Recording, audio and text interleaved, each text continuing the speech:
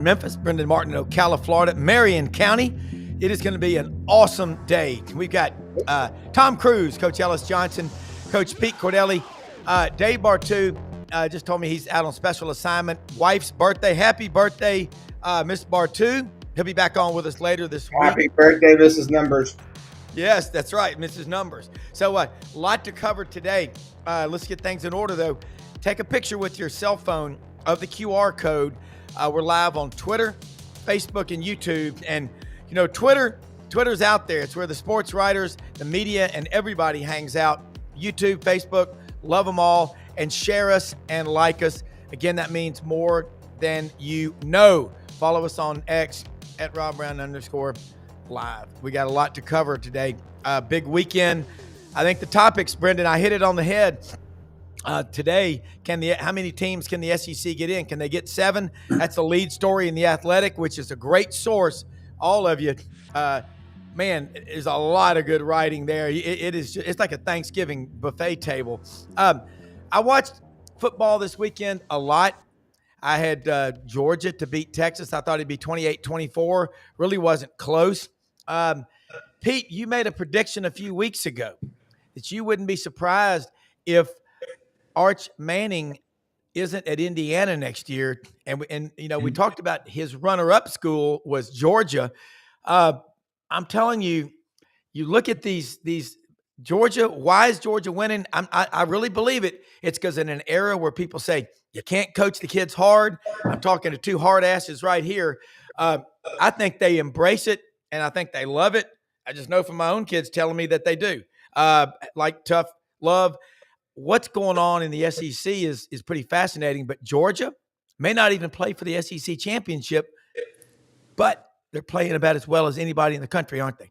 Yeah, they sure are. Kirby, look, they had some injuries early on, and they're not as good on defense as they have been because they lost some dudes up front in that defensive line and even at linebacker. C.J. Allen, though, is playing lights out. They found a way to bring some pressure with him and do some different things. The secondary has gotten better. They gave up some big plays, as we saw against Tennessee and early in the year. But I'm going to tell you, if you ever watch a Georgia practice, and I know Ellis has, the new way of coaching practice these days, everybody's on a microphone. I mean, they're running all over the field. It's like a concert stage for those guys. But Kirby is of the old school mentality, like, Nick, if it's not right, do it again. Do it again. Do it again. We're going to keep doing it till we do it right. And don't forget how to do it. And if you come out tomorrow and don't do it, we're going to start all over. Yeah. You're back to fundamentals, basics. And I got to tell you, the last 2 weeks, they finally have had their offensive line completely healthy. Gunnar Stockton is seeing more clean pockets than he did early in the year. And he's able to step in the throws and finish on his delivery with his arm and get it to his receivers. A year ago, Georgia had the most drops of any offense in college football. That's been handled. Zachariah Branch comes in. They got a freshman, this Williams kid, number 10, 6'7", 255. I mean, they threw the ball up to him. He just outmosses everybody, you know. But Nate Frazier's running the football very well. And I got to tell you, for those people that question Mike Bobo, stop. Shut up. Just shut up. Yeah. Mike Bobo knows what the hell he's doing. And you know what? He's got all his pieces working. Mike Bobo's son's the center. Yeah. And, you know, he does a great job of getting the protections right. But this Georgia team is coming together at the right time. And I just know this. They beat the living hell out of Texas last year, both times they played them. I think they gave up 35 yards and 23 yards both times they played them. The other day, Rob, first quarter, Texas tries to run the football 8 times. They averaged 4.4 yards. In the second quarter, Texas tried to run the football 3 times, -5 yards. Third quarter, 4 times, -7. Fourth quarter, twice, 0. Ellis, you coached defense all your life. I mean, 3 quarters, you have -12 yards, and you're supposed to be at Texas. And then you turn on Alabama, and everybody's, They don't run the football. How do these coaches talk out of both sides of their mouths in that, oh, we got to play complementary football, offense, defense, kicking? Well, part of offense is running the damn football, Yeah. and it's a mentality. The only adjustment you make is with your chin strap. Hit them so hard you flathead them. Yeah. Right now, I mean, there's a lot of chest bumping, belly rubbing. I mean, the pad level of these offensive linemen is so bad. Yeah. But Georgia, Kirby gonna make you do it right. And this Yeah. time of year, they love November, baby. Yeah. And Pete, when Matt Stinchcomb was on about a month ago, I asked him about the 7-on-7 camps, and both you and Ellis know this, but I said, how much are the 7-on-7 camps hurting offensive linemen? Because it's like everywhere you look in society, you don't want to be big. And he calls it pajama football, Ellis. Yeah, well, that's kind of been evolution for the last 15 and 20 years. And as kids learn how to throw and catch and polish routes and all that kind of thing, and you can do that year round in high schools. Some high schools you may even can do more. I don't know. But the one thing in most places I've been, you couldn't wear pads. So coaches are looking for a way to get better at something. And they take their linemen to these camps and they do pass blocking, with T-shirts on. And it's pretty competitive. But because they're never working on the physicality of it in the off season much, it just disappears. And it's not much that coaches don't want to be able to run the football. It's just that the new systems, the RPOs, most RPOs are off of a zone concept, and most of these other jet sweeps and all this kind of thing, they don't require a lot of double team and down blocks and pulls. One team jumps out to me. Clemson finally got some rushing yardage the other day against a pretty damn good defense. I think Louisville's in the top 20 in defense. They pulled guards or somebody more than they have all year round. You say, well, what's the big deal on that? It's just a scheme. When somebody's pulling, somebody else is coming off the ball, blocking down or double teaming. Instead of all this lateral stepping and belly bumping like Pete says. And it's just, it's just the way football's changed, most of it. But if you're a coach, you got to see that. And if you really want to run the football at critical times, you got to commit some time and practice to it. And it also makes your defensive front better when you do it good on good. And a lot of coaches are scared of that because of injuries. But I've always said you can't play football on Saturday if you don't practice football on Tuesday. Yeah. The one thing about Georgia, True. It's hard to add anything to what Pete said, but I'll add something that he said the other day. He started talking about Stockton being able to throw the ball downfield better. And I noticed it for like the last 2 or 3 games. He's more effective at that. Yep. And Mike Bobo, I mean, he's really good. I agree with Pete. He's one of the best I've ever had to defend. If he hasn't got a guy that can throw it downfield real well, he'll go to his screen game. He'll go to his quick games. He'll go to his RPOs and some other things and find a way to move the football. But now Stockton's making vertical throws too. So it's a double whammy. And they are really, really a lot better football team than they were 5 or 6 weeks ago. Hey, Rob, along with Coach Johnson, what he says, as an offense, you have to decide, are we going to be a gap scheme team or are we going to be a zone team? Because you can't spend time on both and be good at both. Mm-hmm. Gap scheme is power game. Like Ellis said, you seal the inside, kick out, get downhill. Georgia goes to Mississippi State. Nate Frazier runs for 181 yards, and they were doing a great job with the tight end kicking out, the tackle blocking down, and pulling the backside guard and tackle and leading through. And all Frazier did was take one step left, allow the blockers to get in front of them, and get downhill. I'm watching A&M in their comeback against South Carolina. They're pulling the center and the left tackle to the right because both guards are covered. So now the guards for A&M are getting the blocks they need. But when you can pull a center, my goodness, what an advantage that is. The uncovered linemen now become, and like Ellis said, I know this. I would get the play-by-play of the team we were getting ready to play, and the first thing I wanted to look at was tackles. Who on defense was their leading tackler? And I wanted to make sure we got the ball to the corners. Make the corners have to tackle. And you do that by power game, block down, kick out, and go. And if you can find out if those corners want to tackle or not, man, you got a great advantage with those guys that say, "Yeah, I'm backpedaling, dude." Yeah. Hey, It's not my job description to come up and hit somebody. I want to. We're I want getting to. ready to play Georgia one Yeah. year when they had those two good running backs. And we had to do something when they closed the backside with the tight end. And I said, you got to come up maybe about 3 by 3. And if he blocks down, and he looked at me, the kid said, "You want me to support that?" And I said, "Hell, you're the only one left, dude. So you got pads and a helmet too." I ain't got anybody else to put over there. We got 10 people doing something. We got put Brendan Martin out there, 6'4", 212, all muscle. Hey, I'm going to tell you one thing. I watched a lot of football this weekend. The one thing that really stands out, both of y'all are right, the offensive lines, they're not as dedicated, like Bartoo says, the lack of continuity. It takes years to develop a solid core offensive line. So I like what Blind Squirrel Sports says. This guy is very smart. And Blind Squirrel talks about he'd love to see Alabama and A&M go and battle it out in Atlanta at Mercedes-Benz Stadium for the SEC championship, and Georgia have a week off. If you look at it last year, Pete, all 4 teams that had a bye lost in the first round. Go back to the Braves just 3 years ago. Hottest team in baseball, win 106 games. Then they have to sit for a week while the Phillies, your team, of course, I'm sure you're a Phillies fan from Philadelphia, a suburb of Philadelphia, in Neshaminy, kept playing, kept those bats hot. I think it's the same thing in football. Remember the old days? I remember when Auburn played Oregon in 2010 for the national championship.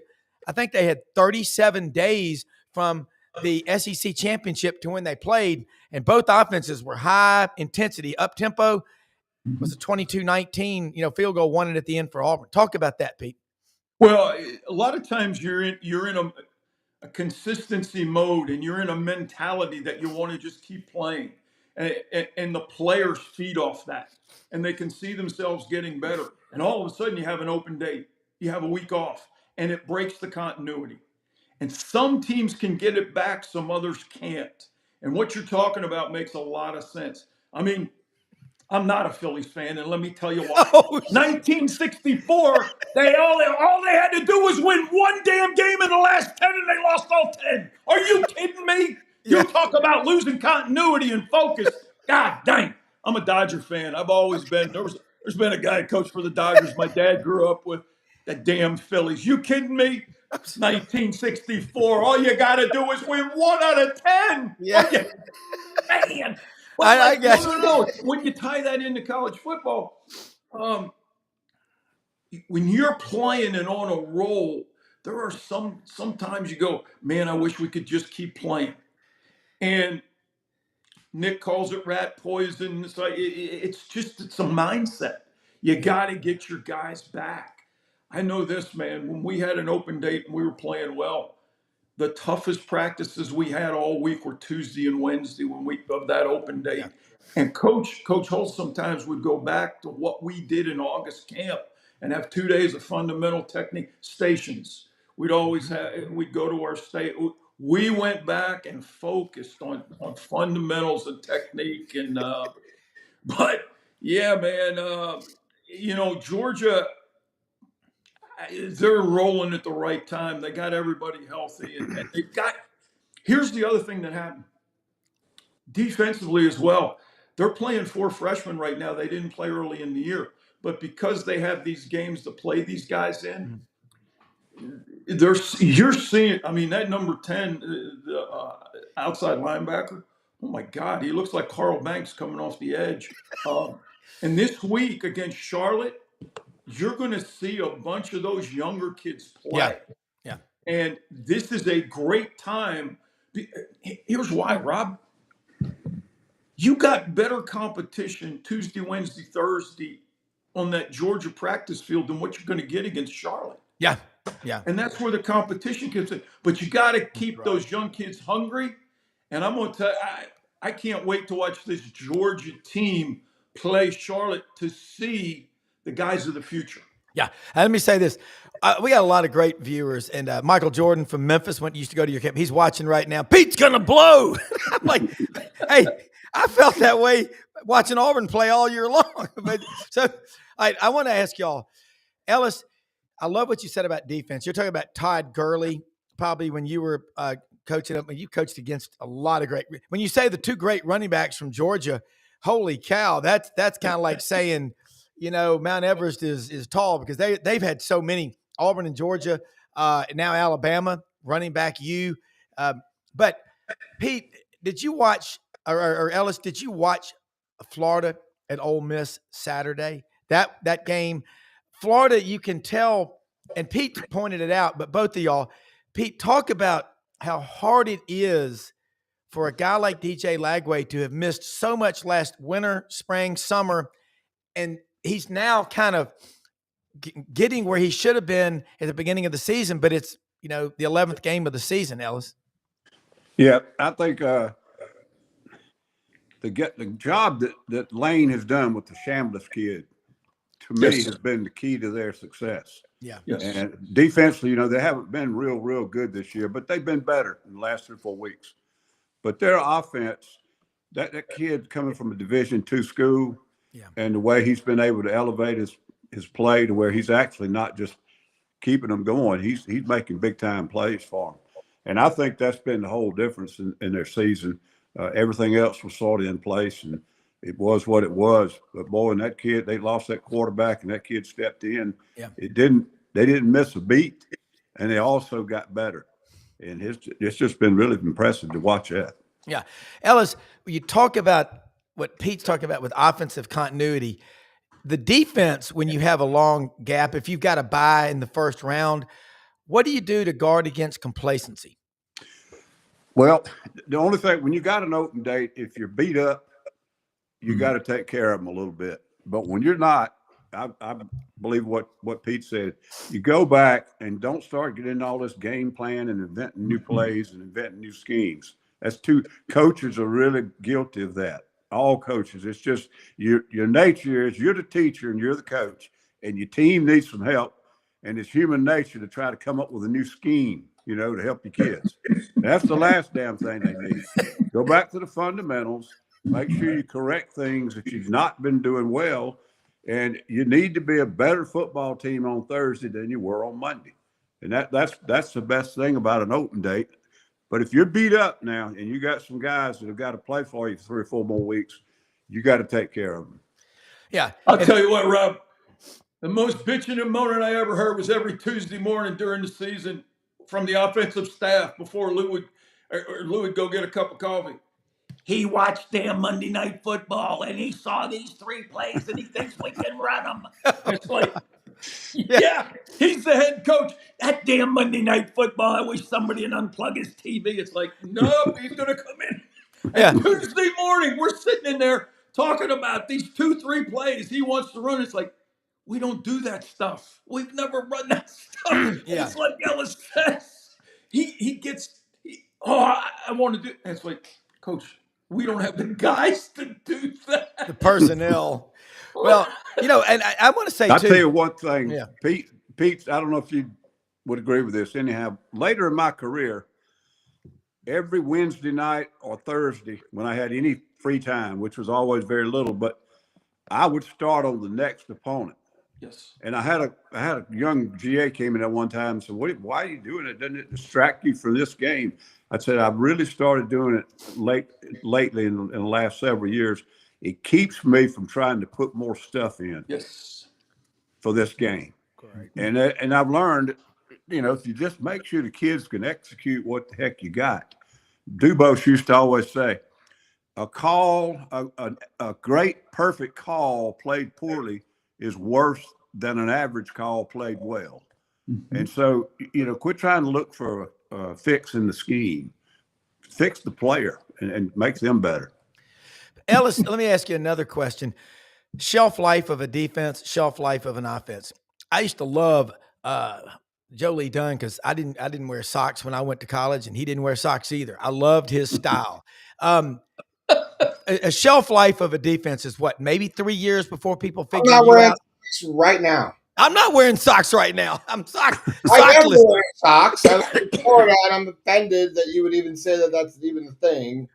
I don't like socks. But you're in Florida. Yeah, so my feet smell extra when I don't wear the socks. But you're grounded. You I don't. That's the trend on the planes. Are you kidding me? Yeah, Yeah, it's just planes trending. Come on, man. I got to be 51. I said I'm on the 5th floor. I can have smelly ass feet, and I'm divorced. And I don't care. Well, the one thing for sure I wear is, socks, and if I do wear them, they're not going to match. How about that? hey, you know what else? Yes.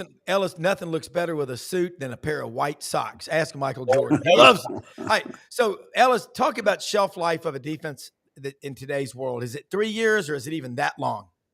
It's about 3 series, and then you better get something changed. Wow.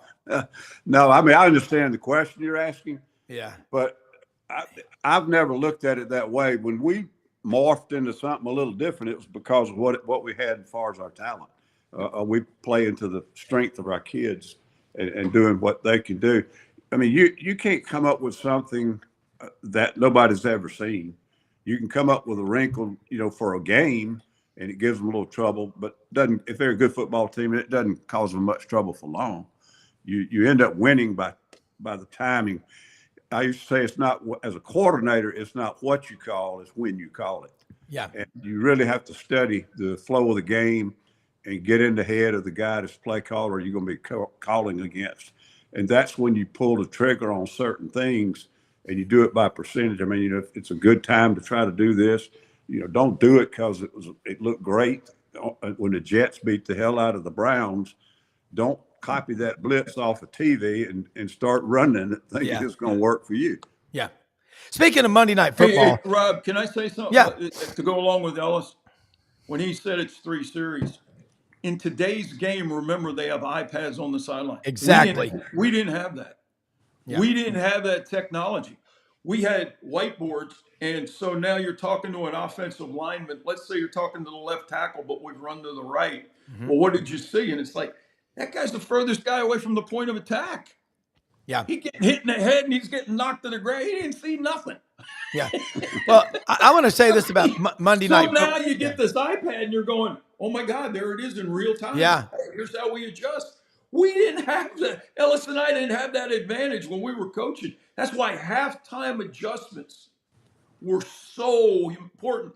And the eyes in the press box were so important. Coach Holtz assigned guys. The running back coach had to watch the inside linebackers. The offensive line, we had 2 offensive line coaches. One guy had to watch the right side, the other guy had to watch the left side. The quarterback GA had to watch the left safety and the left corner, and the wide receiver GA had to watch the right deep half safety and the right corner. And were they showing 2-shell and then spinning? Where they spin in the safeties, which a lot of teams do. They give it pre-post and all that. Lou used to say all the time, Saturday is not the time to watch the game. We'll watch it on Sunday. Yeah. What are they doing to us to take away this formation, this play? Now we come back and make our adjustment. That's what made Coach Holtz so great. He could see something and he knew. That's why Spurrier, I believe, was so great. They saw one and they knew the adjustment, and that's what makes quarterbacks so special. Steve Berline, our first year at Notre Dame in '86, he could see something one time and know the adjustment. That's why he spent 17 years in the NFL, even though he was primarily a backup. But those guys that can transfer that information, Dave talks about it when he's on with us about getting the information processed. Coaches have that same ability. But this iPad, oh my God, and everybody's got a cell phone now when they go in the locker room. They all got cell phones. Are you kidding me? Yeah, well, and I want to say about Monday Night Football, you mentioned that. It was a lot better when they drank on the air. I mean, those guys were fantastic. Don Meredith was the best. I mean, those are some of the greatest memories of my childhood, was watching Monday Night Football with my dad. I mean, he'd fall asleep at halftime, but I'd stay up and watch the whole thing. But that it was great. But I got to say, too, Ellis, I had a friend of mine who really knows football tell me this one years ago. He said, Kirby is the best defensive coordinator in America, but he usually waits till halftime to make his serious adjustments. Jeremy Pruitt is the best in America. This is active, not all time, because he does it more in real time. And by the way, my wife, Vol for life that she is, loves Jeremy Pruitt. And, McDonald's bags aside, I do think the guy's a great defensive coordinator, an incredible recruiter. And he reminds me of Shatner, that bald-headed guy in the shackles in the movie The Longest Yard, the original one with Burt Reynolds. He's tough as a nickel steak. I'm curious, Ellis, talk about how hard it is to make adjustments, and especially teams like Gus Malzahn. They usually script the first 16 plays. Then after that, if they don't adjust, by God, a Jeremy Pruitt defense will, or Kirby. Yep. Pruitt was one of our grad assistants. We were at Alabama in the early 90s. Really smart beyond his years, and his dad was a coach. Yep, in Fife, Alabama. Yeah. But I'm telling you, he didn't do anything wrong at Tennessee except how he did it. Yeah. It wasn't very smart. But McDonald's bags, you should have sent it a little different method. Yeah. But anyhow, you mentioned Kirby. Two of the best offensive coaches in the league right now, Sark and Lane. Yeah. And they can't handle Kirby. And I think a big part of it, they all worked together at Alabama. And so they battled each other in spring and preseason. Wow. I saw some things the other day where Georgia's blitzes and disguises and things were right on time. And it's because he knows the operation pre-snap. Yeah. And when you get predictable on offense, on when you're going to snap the ball, I always love that on defense because we were a big stem shifting team, and we did a lot of stuff with disguises, and we were a pretty simple front, and we could be blocked pretty easy in the run game. So we had to depend on those type things pre-snap to disrupt other teams. And when you could get something on the quarterback's hands or something on their method before the snap, and your kids could see it clearly, they could hold those blitzes to the last second, and they could come from depth. And then the quarterbacks can't handle that. Not many of them. Some of them can, but not many. And that's why Rob, eye candy. That's why you motion guys. That's why you move guys to get coach. What coach is saying, we get predictable. We're going to move the ball, but it's going backwards. Because those guys on defense are going to get after our ass now, I'm telling you. Once we had an older, mature group that could handle everything, we actually had some blitzes that were triggered on movement, pre-snap movement. We would call motion such and such, or we'd call shift such and such. If they moved, we moved into the blitz. If they didn't move, we just played base defense. Now, you can't do stuff like that unless you got an older bunch that's played together. Yeah. But there's all kind of things. But, hell, offense has got to chalk. And if you don't do something pre-snap to give yourself a little bit of advantage, it's really difficult against good offensive lines to hold up in that conference. Ellis, quick question. Rob, I laugh. That's why everybody says, well, they'll go back and play base defense. There's no such damn thing as base defense. Yeah, there's no such thing. They're always moving, man. So you got to counter that. Yeah. Offense is an action. Defense is a reaction. Offense has to have a reaction to what they see. Yeah. But the more movement the defensive guys give us, that's why eye placement is so important. You can't play in the offensive line if you don't have your eyes in the right area. Yeah. Because that's how you have to adjust. One thing interesting, when Auburn was playing at Texas A&M, when Hugh Freeze was coming off the field, Brett Edens does the games, the sideline reporter for Auburn on the road, former Auburn player from Montgomery, defensive end. And he said something about the false starts. Xavier Chaplin, Auburn's big offensive tackle they brought in from Virginia Tech, from Whale Branch, South Carolina. You know where that is, Coach? Yes, I do. Okay. But he said, I'm not so sure he can hear, and I think maybe the guy has hearing problems. You think sometimes a guy is struggling to catch the ball. He's got, remember Mr. Depth Perception with Kevin Nealon on Saturday Night Live? He can't make the catches. There are little things like that are a big, big deal. But I want to go back to something Pete said a little while ago, the helmet on helmet in practice every day. Pete, you and I were talking back when Terry Bowden was coaching at Auburn, because I met you back in like 93 or 94 when you were in Memphis. And I remember asking you, and you said, Rob, unless they're going head on head every day in practice, you're not going to have that tough mentality. And each year when Terry Bowden was at Auburn, it seemed like they got a little bit further away from the running game. yet they played for the SEC championship in 1997. And the leading rusher against Tennessee in Atlanta for Auburn that year was Rusty Williams from Moncks Corner, South Carolina, number 5, who was Auburn and Notre Dame, recruited him like crazy. And he had 267 yards for the season going into that game. And the two guys behind him, Fred Beasley from Montgomery and Markeith Cooper from Liberty City, Florida, both were at about 240 or 250. That's a game for some guys. Of course, nowadays, if a guy rushes for 250, stop the presses, Ellis. Yeah. That's like I said earlier, the game has really changed. It's a perimeter game. It's a space game. But I still say, if you go to a really good football game against a good opponent and you ain't got a decent running game somewhere in your equipment truck, you're in trouble. Yeah. Pete, talk about that. Rob, yeah. to go along with the false start deal, I went to probably the most boring football game in America all time yesterday.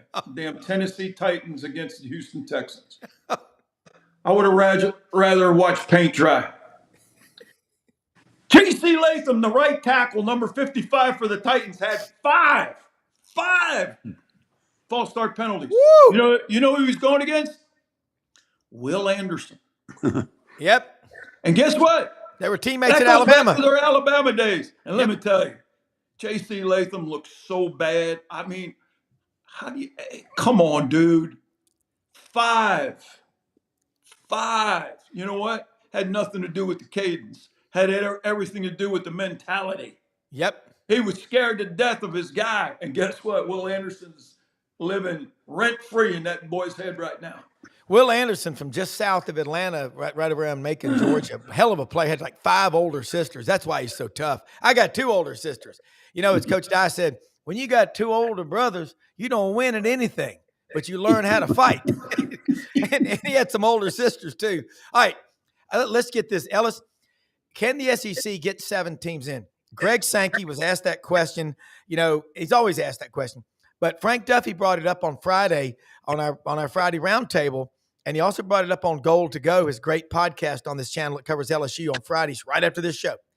Can we get 7? Because with Oklahoma, Ellis, winning in Tuscaloosa, and John Mateer's hand, we got to talk about it at every show. It's like the eternal flame in the fireplace. But John Mateer's hand, a new bar and grill in Norman, Oklahoma, if they make the playoffs, it's going to be named. He'll get another year of eligibility for next year. But, Ellis, can we do it? They can. And I think Oklahoma's got good chances. They got both home games. Missouri without their quarterback coming in to Norman, and then LSU comes in, and we all know what's going on there. So it's in their hands. And if they win out those 2, I think there's no question they're in. Now, Vandy, I don't know. I just don't see Vandy. They're going to probably beat Kentucky, but they're going to have to work their butt off to do it. And then they're going to have to go to Tennessee. And I think Tennessee will outscore Vandy. I may be wrong, but I think they'll outscore them. But if those 2 win out, the team that might be the one that gets left, down at the bus station is Texas.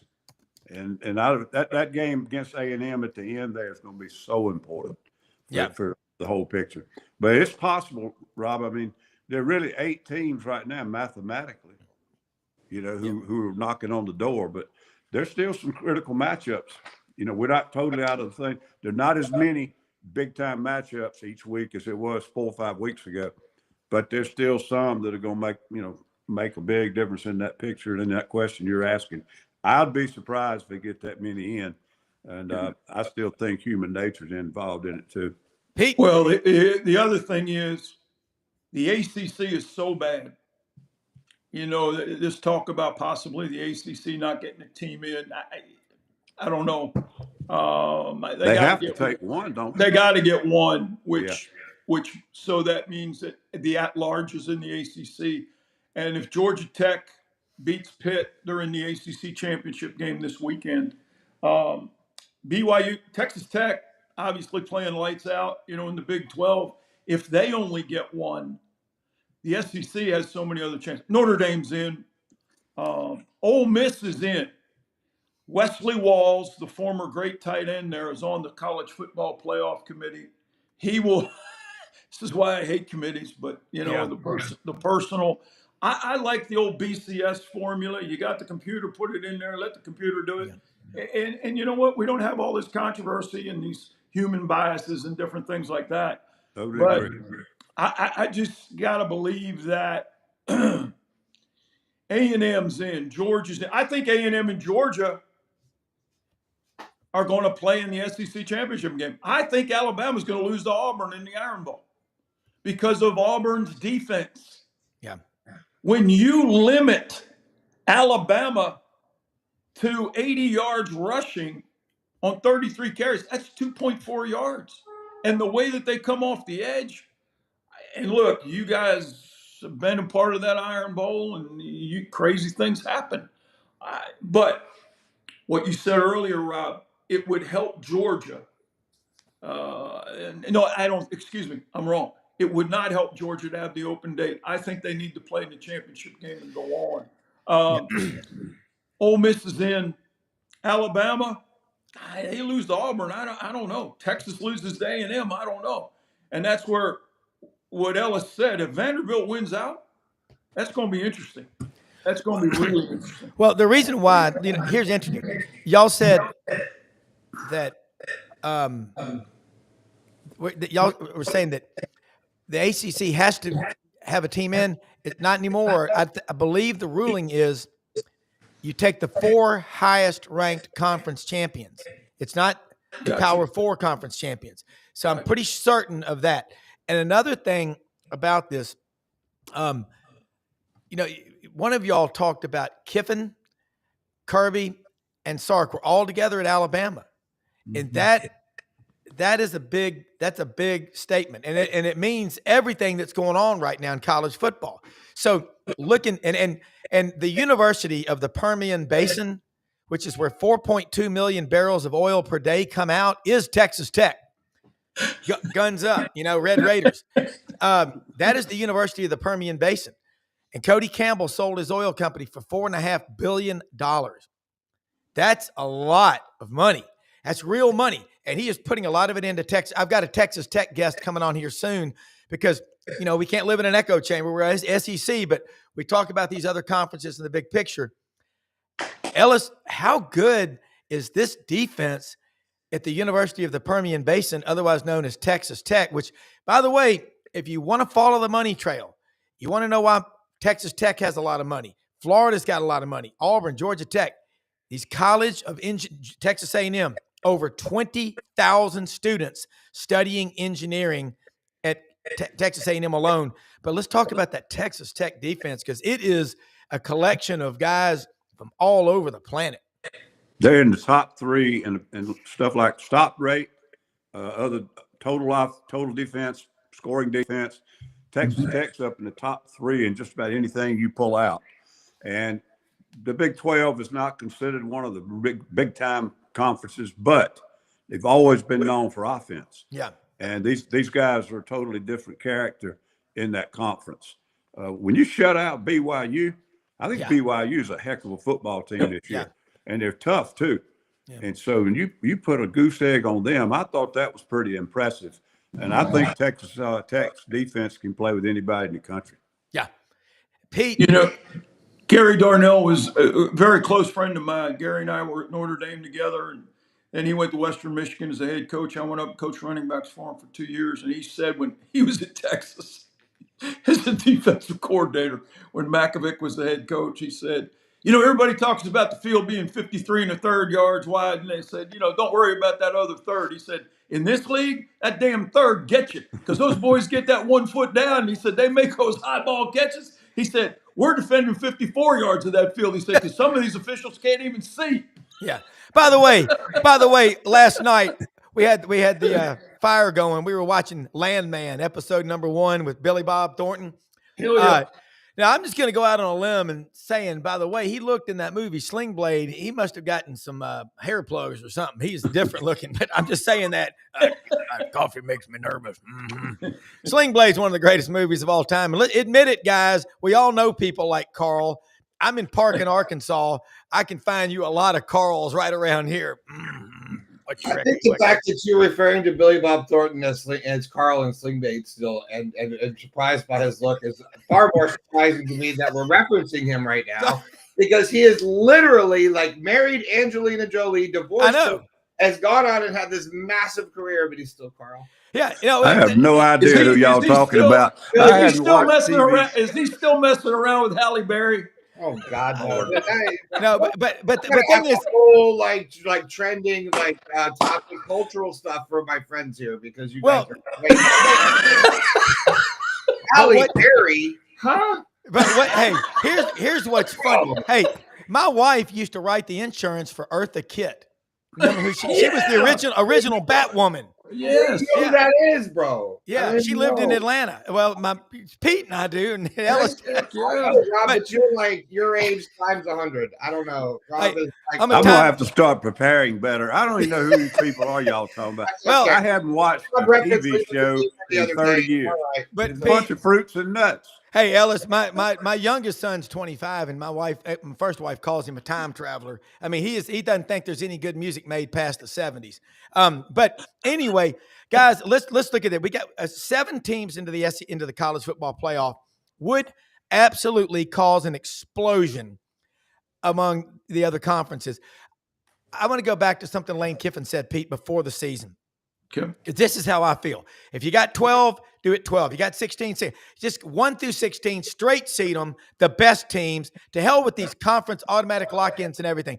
Because I'm going to have Gabe Kuhn on the show this week. A friend of mine used to be my producer at WHBQ, played football on the offensive line, started for 3 years at Memphis. He's from St. Louis, really good, does a really good sports show in the afternoons in Memphis on 92.9 ESPN. I don't want to see just Power 4 and to hell with everybody else, Pete. You and Ellis both have coached at a lot of places. The interest that we've got in college football right now, if you compare this to 10, 20, 30, 50 years ago, it's so much stronger now. Maybe the game technically is not as good, though. You're exactly right. And in 1996, Ron Higgins, love him, Commercial Appeal, who covered the SEC, whose dad was the SID at LSU for years. Yep. Ron grew up in Baton Rouge. Ron and I used to do a radio show, and we came up with a playoff proposal, and we called Mike Slive, and he said, bring it down. Now, I knew Mr. Slive from the time he was an AD at Dartmouth, and then went on as commissioner of Conference USA or whatever it was. But Mike Slive is one of the smartest men we've ever encountered, and God rest his soul. We miss him, but we showed him this proposal, and so after all the playoffs and everybody got in, here's how we filled out the rest of the bowl games. If you have 12 teams in the playoff, now you take 13 versus 14 and you put them in the highest paying bowl. Remember when bowl games used to come out and print the payout in the paper? Yep. They don't do that anymore. Because the money's too cheap now. It used to be big money. Exactly. So now, though, think about this. 13 versus 14, 15, 16. You fill your bowls out where everybody finishes. So now you can't say that these games don't matter. The higher the ranking, the better bowl you play in. And the highest paying bowls get the better teams. We don't do that anymore. When the president at Mississippi State, was it last week or the week before, came out and said, we don't want automatic bids, he knew with automatic bids, you'd limit the number of teams the SEC could get in. Correct. 4 when you got 7 qualified. So that goes back to what Lane said. Take the best. Yeah. So now that president of Mississippi State, he's got some vision and foresight, and he's telling Sankey, hey, Greg, stop. Stop with this 4 automatic stuff.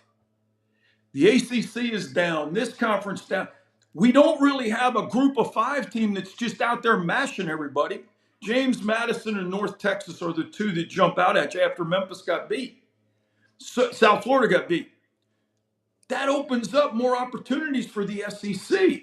Yeah. That's why I commend the president at Mississippi State Mark for coming out publicly and saying what he said. Can you answer that question from my good friend, Dog for Life, a DGD, damn good dog, Jeff Boone?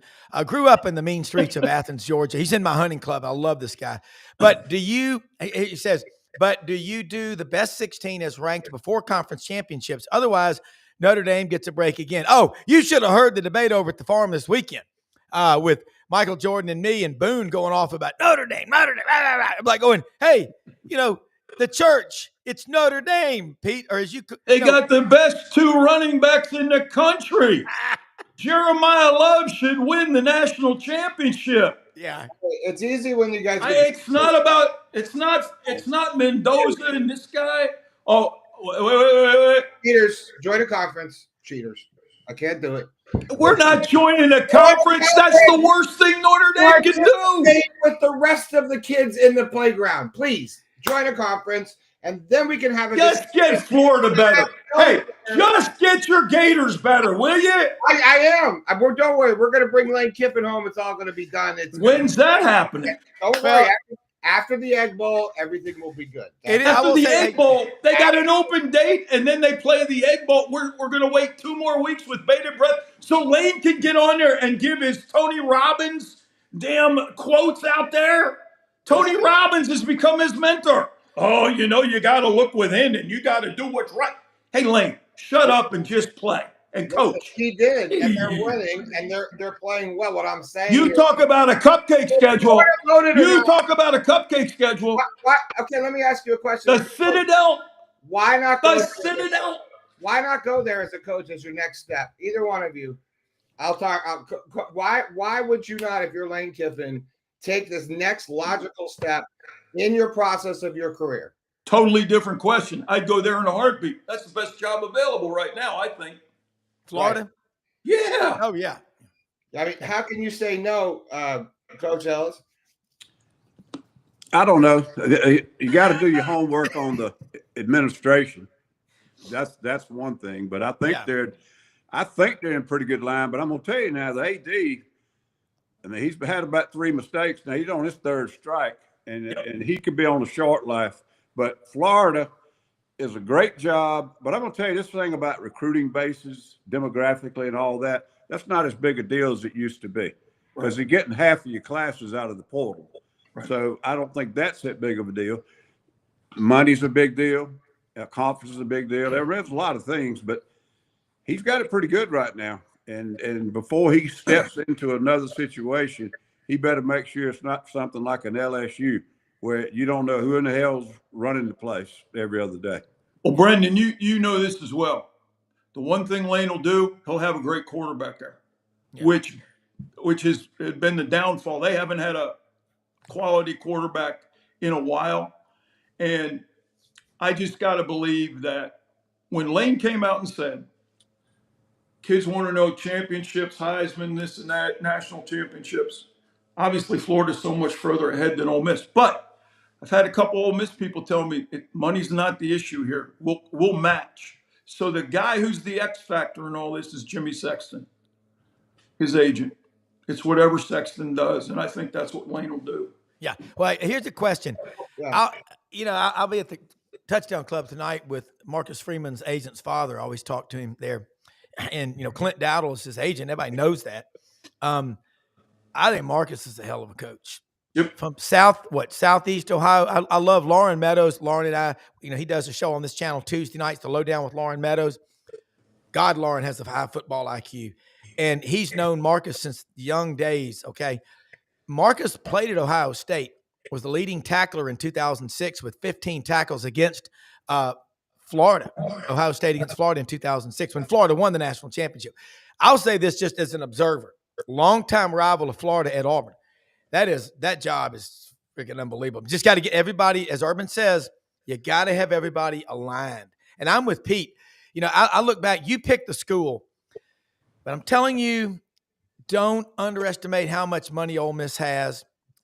Drive through the Delta. Look at the price of cotton, beans, rice, and also the tobacco settlement. When you got a law school and a top 3 or 4 in the nation accounting school, but see, Florida's got that licked, and you got a bigger student body. Yeah, and 500,000 living alumni. To be on the Mount Rushmore of awesomeness We could be like Spurrier, Meyer, Kiffin, coaching.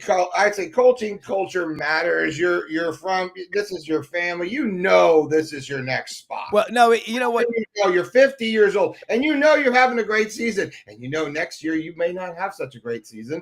And things can happen in college football. Things go south in college. And then all of a sudden you're not so hot anymore, a la 4 years ago when LSU didn't even want to talk to Lane Kiffin. Yeah. Hey, Brandon, that's and a good point. The other thing about that, you don't know what jobs are coming open next year. No. Florida's open. And look, it's a crapshoot every year. Yeah. So how many times is the Florida job going to be open in your coaching career? Yeah. And hey, look, you don't know from year to year what jobs are going to open and when one pops up. But when Keith Carter on Friday, the AD at Ole Miss came out and said, hey, look, we're trying to convince Lane he can build his legacy here rather than going to Florida. And I'm going, that's a little insight in it. Keith thinks he's losing them to Florida. Hey, let me throw something in real quick. By the way, Brendan, I love the studio. We got Barnwood Brenda's SEC thing up on that. That looks awesome. I love that. All right, here's something important. Just got this from our good friend Doug Dean, part of our team here on Sidelines. Alabama Sports Hall of Fame just announced new inductees. Among them, former Auburn quarterback from Taylorsville, Mississippi, Jason Campbell. Love that guy. He's the color analyst on the Football Network. And, man, I love Jason. Tommy Tuberville, soon to be the governor of Alabama. He could put himself on there anyway. Just say, I want to be in the Hall of Fame. He earned it. And then John Copeland from Valley, Alabama. And I think Ellis Johnson may have helped coach that guy on a national championship team in 1992 with Beebs, Gene Stalling. Coach, how much fun was that to get guys like, remember, there was Chad Key out of Thomasville, Georgia, John Copeland out of Valley, Alabama, and then you had James Gregory out of East St. Louis. Y'all had, and of course, you had so many guys on that team. You had some Memphis kids, Blair Canale from Christian Brothers, who blew his knee up. I remember Dr. Les Fowler did the surgery July of 92. Chris Donnelly, from Germantown High School, an Irish Catholic in Memphis, and he didn't go to Christian Brothers. I'll still have a hard time, Pete. Wait, if you're Italian or Irish and you're Catholic, where do you go in Memphis, Pete? Christian Brothers, but he went to Germantown. I know. That was his dad, but that was his father making him go there. His dad I used to sit with his dad at the quarterback club and go, hey, how did that happen? But Mr. Donnelly was a trip now. He was a cool guy. Was guy. A piece of work. Yeah. All right, and by the way, Mike Slive, y'all, used to be at the Conference USA. He would come every year to the quarterback club in Memphis. And Pete, we used to talk to him. I mean, he was a lawyer, very pensive guy. Okay, Ellis, how good was John Copeland? He was great. Let me tell you something. I coached two outside linebackers. Both of them made first team all SEC. Nobody could probably tell you who they are right now. Elton Billingsley? They played right beside Copeland and Curry. Yeah. You had Langham and Teague in the back there, yeah. And all these guys ended up playing in the NFL for 10 plus years, So it was just a special group. One of the things that was unique about that group is that we could run. And we were very lucky. We lost one player to injury the whole season, and it was the nose tackle. And we just played an even front one game and got him back later. And then we had another linebacker, Michael Rogers, got hurt in a car wreck right before the national championship game.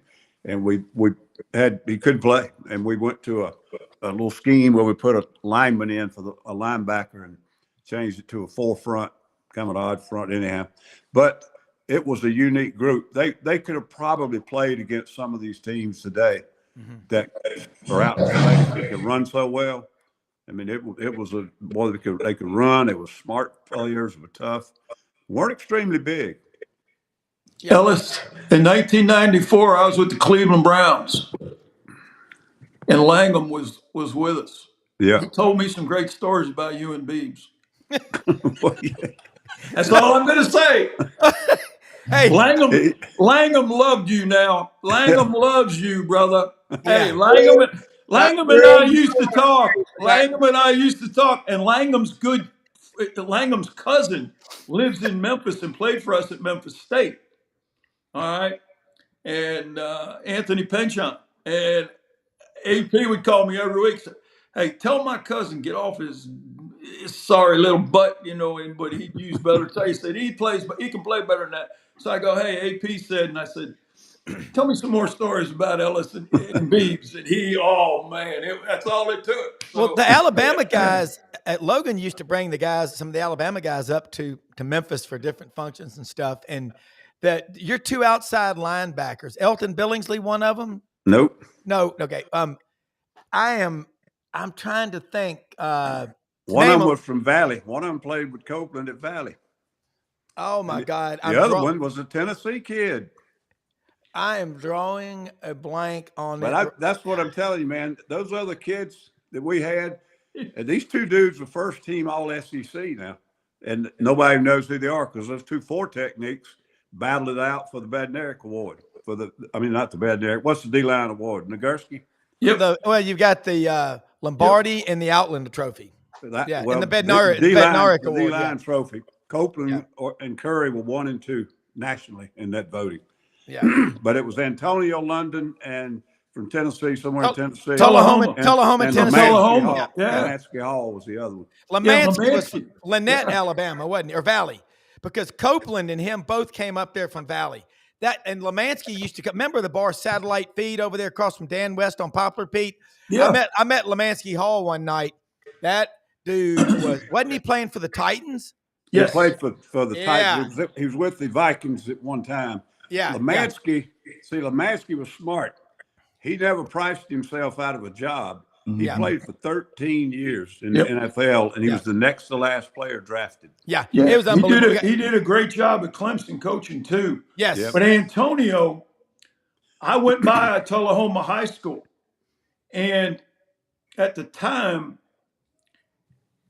the coach there said, well, Antonio's working this afternoon. And I said, what do you mean he's working? They had a company in Tullahoma that made baseball bats. And Antonio worked in that factory. And he'd been working there like since he was 15 because his dad was in there as well. And so I had to go by the baseball bat factory to talk to him. And he's like, and I was in Memphis State, and he goes, Coach, he said, I appreciate it. He said, but I think I'm looking a little bigger. I said, I don't blame you, brother. Well, we run out of time, but I'm going to tell you what, Lemansky Hall and John Copeland, Chad Key out of Thomasville, Georgia. That was that team, Alabama's 79 team with EJ Jr. out of Nashville Pearl Cone High School. Thought he went to Hunter's Lane, but I think he went to Pearl Cone. Yeah, and I remember when they beat Vanderbilt 66-3. It ain't like that anymore. But, I was sitting there thinking Lemansky Hall, you had some studs on that team, and Antonio London out of Tullahoma. That Alabama used to recruit really well. That was you. You recruited well wherever you went. Hell, you got Jadeveon Clowney to come out of, South Carolina, Rock Hill, South Carolina. That probably wasn't that hard, but still, how much fun was that? Unfortunately, we've run out of time. Guys, this Hey, Ellis, can I ask you a question about Rock Hill?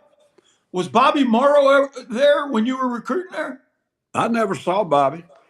He was coaching at NC State when I was in school. I remember who he is. I never saw him there. Great guy, and did a great job at Rock Hill. Hey, I got to tell you two both, if I were going to trial and I was on trial, I would want y'all as my attorneys. Your recall and you're unbelievable. And look, for executive producer Brendan Martin. I got Ellis Johnson against the world. I'll take Pete against the other half of the world. We stay quiet, but when we weigh in, it's poignant. I'm going on X right now and going, Brendan Martin says Lane Kiffin's going to Gainesville. Let me finish this up real quick. Yeah. Molly Whop. Get your ass kicked, serious beat down, get whooped. It is a word. It's in the Urban Dictionary, but it is a word. Whoa! Bartoo, it is a word. All right. We'll have T-shirts next week, Coach. Mollywopped. Here's today's redneck word of the day. Mayonnaise. Mayonnaise, a lot of people watching this show. Hey, for executive producer Brendan Martin, Rob Browne, most often we see the face of Christ in the least among us. Thanks so much for watching. Stay tuned to this channel. We'll see you tomorrow. Have a great day, everybody. You should have finished on Mollywop. It was way funnier. Crepuscular. Yeah, Mollywop versus a bad dad joke. I don't know. Mollywop all day. All right. Mollywop your ass. Right on, Tom Cruise. Mollywop. Boy, come out. All right. Shalom, everybody.